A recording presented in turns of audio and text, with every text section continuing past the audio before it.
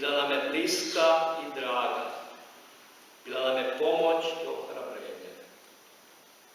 Bila je naša draga Katarina, kako smo govorili. Oko cvijeća i svijeća, oltarnika i svećenikov ruha, zastora i stolica, također oko naših slavlja, posebno proslavi Svetoga Martina, voda brigu uvijek da se pripremi zakuska, darovala i novac za izdatak oko slavlja.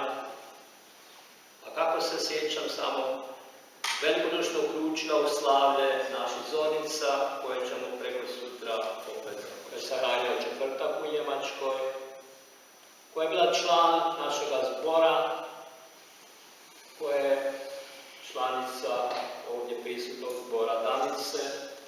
Mi u spomen njoj, evo danas, molimo za nju i pjevamo misli. Na početku lijepoga vremena crkvene godine, adventa prošlašća.